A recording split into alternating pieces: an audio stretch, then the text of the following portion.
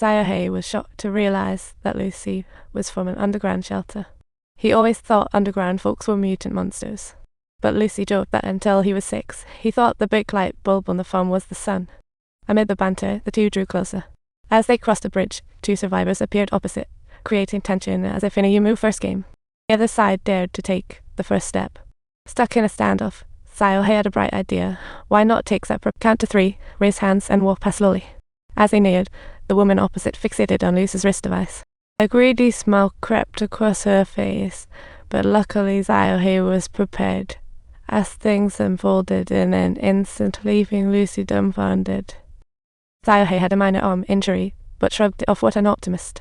Then they tracked to a place named Eagle Kill Room. The sign says, First Son of the New California Republic. A history dog. Lucy's worldview just collapsed. They aimed to restart civilization, but found someone already did. He was utterly flabbergasted. Seeing Lucy's stand and forward expression, Xiaohei could only offer him a little consolation. Here, traces of a building remain, but failed due to a huge egg pit. Next to it is a sign for Eagle Kill Room Library. Subtitle: Xiaohei made a simple deduction that clearly civilization had once been rebuilt in this place, but for some unknown reason, it was destroyed once again. Turns out, he hid in a fridge during the nuclear blast, and when he came out, it was complete chaos, a perfect scene for a movie. His wound began to worsen. Oh my, it was like a suspense movie. They had to find a place to treat it. Subtitles: They sneaked into an abandoned lab, possibly a horror scene, but Lucy charged on fearlessly. Worried about his safety, Xiaohei followed him inside. The lights were flickering. It looked like a party gone wrong. But they couldn't find Lucy anywhere. He opened the door and found the handle was just a cheap knockoff. When they woke up again, they were lying on 2 little beds. The folks here were warm and friendly, immediately treating Xiaohei's wound and giving him a cozy welcome gift. But just to make sure they weren't carrying any hazards, the two were placed in quarantine for a few hours through suspicious characters. The two started staring at each other awkward. Lucy suggested a 2-player game, but Xiaohei hesitated, fearing he had overdue the roast. After hours in quarantine, they were freed. Lucy was thrilled to eat, while Xiaohei daydreamed about the girl's hand.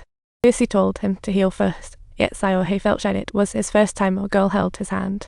A female assistant introduced them to the overseer, a one-eyed uncle who was surprisingly friendly but warned them to stay away from the 12th floor. Lucy was puzzled, eyeing his surroundings, spotting an uncle sporting a clarinet on his forehead. Was he at a cosplay party? A blue-eyed woman seemed to sleepwalk. To get info, Lucy took the initiative. After locating the one-eyed uncle, even though he seemed a bit nearsighted and wore glasses, he still mispronounced Lucy's name. What a hoot. The uncle claimed he hadn't seen a genuine shelter resident in ages, as they usually receive surface dwellers. What a unique ecosystem. So reluctant. That's how history flows. Lucy asked a final question. I just want. Oh, bye-bye, Gucci, the uncle said before kicking Lucy out. Xiaohei grinned, seeing his match brought over, then frowned, remembering the missing core. Just scrap now. In a flash, he planned to steal the core, a simple plan. He sprinted to take the shelter's core. Just as he was about to get away, he was caught red-handed. But the woman handed him a sugar-coated bomb instead. Subtitles: Xiaohei, you can take a hot bath and sleep in your room tonight. He was confused, never having tried a hot shower. He quickly opened the door to a new world, complete with welcome gifts and even movies to watch. It was pure heaven on earth.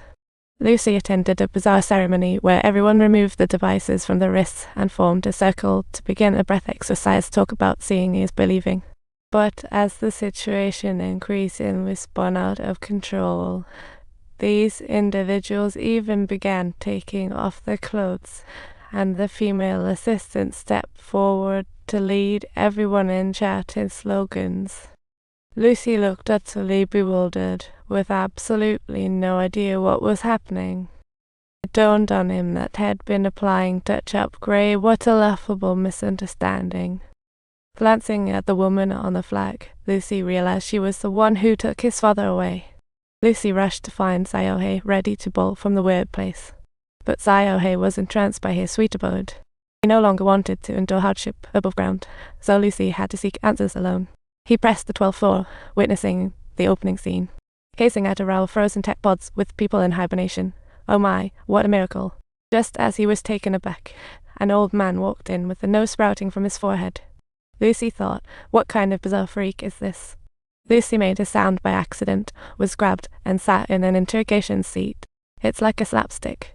The one-eyed uncle played a holographic tape, and Lucy learned a history of Shelter 4. It was practically a sci-fi blockbuster. Not long ago, scientists took over this shelter, trying to create a world ruled by scientists. Ultimately defeated by natives, the one-eyed uncle was a descendant of mutant natives, a fictional tale. The uncle asked Lucy a question, but Lucy could only respond cluelessly, no test. Without saying much more, the uncle declared, "You're sentenced for losing a survivor." Lucy's heart skipped a beat. Lucy stared shocked at the uncle, not expecting such harshness. It's a twist in Survivor Project No. 1.